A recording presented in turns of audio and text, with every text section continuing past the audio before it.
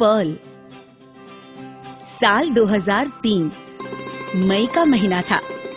मैं बेंगलोर के एक होटल में ठहरी थी और काम से समय बचा तो वहां के टेलीफोन विभाग की येलो पेजेस को यूं ही उलट-पुलट देख रही थी कि शायद किसी अच्छे डॉग ब्रीडर का संपर्क हो सके।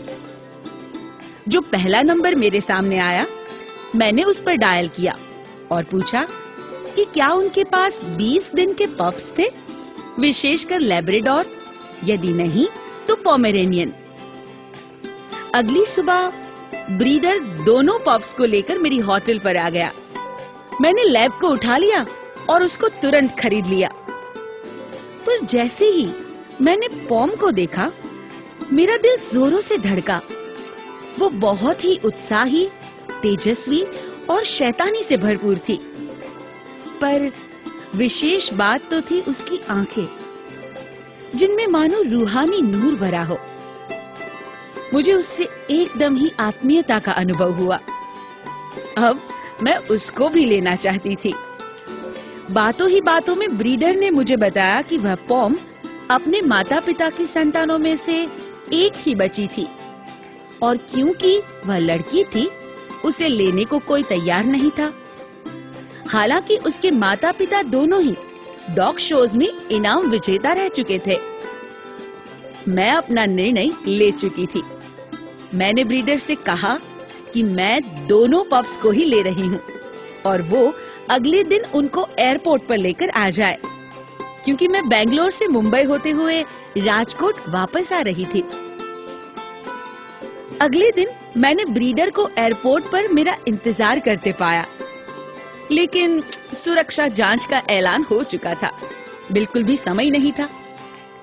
हवाई जहाज के पायलट को मैंने विनती की कि मुझे दोनों पप्स को अपने साथ ले जाने दे, क्योंकि मैं उन्हें सामान की कैबिन में नहीं रखना चाहती थी। पायलट ने फौरन ही अनुमति दे दी। राजकोट पहुंचने पर मैं पहले एयरपोर्ट से पप्स के साथ सीधा डॉक्टर दलसानिया से मिली। दोनों पप्स की हालत एकदम अच्छी थी। वहां से मैं अपने घर गई। अगले दिन सुबह सवेरे दोनों ही खूब शैतानी के मूड में थे।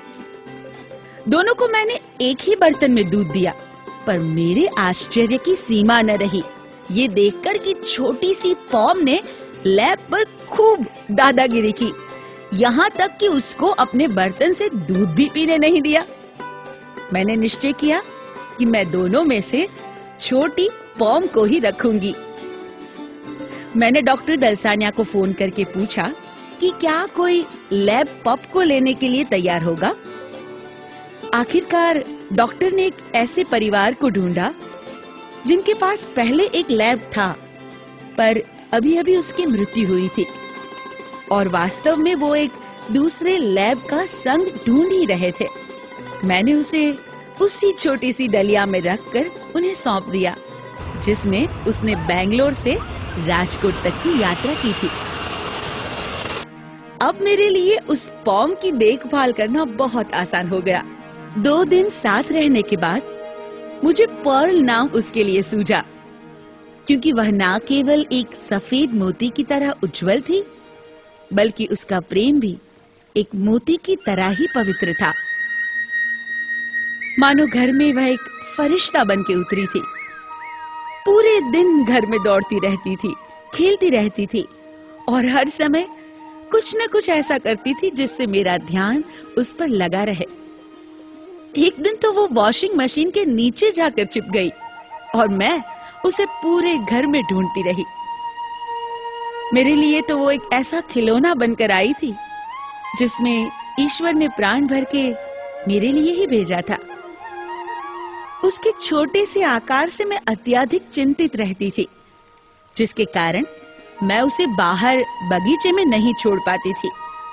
पर पर्ल अब धीरे-धीरे बड़ी हो रही थी और खूब शैतान भी, पर अपने आप खाना नहीं खाती थी, जिससे मुझे अपने हाथ से उसे खिलाना पड़ता था। और यह प्रक्रिया आजीवन चलती रही। पर्ल को इस सब में बहुत आनंद आने लगा। खेल कूद और मस्ती में रहती थी। हम दोनों के बीच एक अजीब सा रिश्ता जुड़ गया था। वह मेरे साथ मेरे ही पलंग पर सोने की जिद करने लगी। साथ ही अपना छोटा सा सिर तकिए पर रखकर मेरी नकल भी करने लगी। मैं उसे कहती, तू मेरा छोटा सा खिलौना है, खुशी का खजाना है। पर्ल बहुत ही बुद्धिशाली थी। कोई भी चीज एक ही बार में सीख भी जाती थी, जैसे कि हाई फाइव देना, हेलो कहने पर एक पैर उठाना। बहुत ही जल्दी मैंने अनुभव किया कि हम दोनों एक दूसरे से बातें करने लगे थे, एक दूसरे के विचारों को समझने लगे थे। पर अधिकतर पर्ल ही पहले मेरे दिमाग में क्या चल रहा है वो जान लेती थी। मैं पर्ल के अपने आसपास होने से बहुत ही खुश रहने लगी थी। वास्तव में पर्ल मुझे खुश रहना सिखा रही थी। मेरे लिए सबसे कठिन निर्णय होता था जब मैं पर्ल को छोड़कर मेरे माता पिता को मिलने ऑस्ट्रेलिया जाती थी। पर हमारे ये अबोल साथी हमारे एक तरफा निर्णय को चुपचाप स्वीकार करते हैं, पर मन ही मन तो रोते ही है। लेकिन 3-4 सप्ताह के बाद मेरा वापस लौटना मानो मेरे और पर्ल के लिए एक उत्सव होता था। जीवन फिर से सुंदर लगने लगता था। नौकरी के कारण मुझे पूरे गुजरात में काफी यात्रा करनी पड़ती थी और पर्ल उसमें मेरी स्थायी साथी बन गई। वो रोज मेरे ऑफिस भी साथ ही आती थी और सभी पर खूब दादागिरी भी करती थी। सन 2007 में पर्ल को कुछ इन्फेक्शन हो गया, जिसके कारण डॉक्टर कसुंधरा द्वारा उसका ऑपरेशन करके उसका गर्भाशय निकालना पड़ा।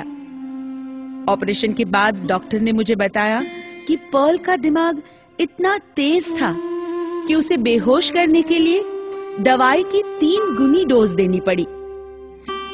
आखिरकार पर्ल को धीरे धीरे होश आया और वो मेरी गोद में वापस आ गई। लेकिन ऑपरेशन के बाद उसका बहुत ही अधिक ख्याल करना पड़ा।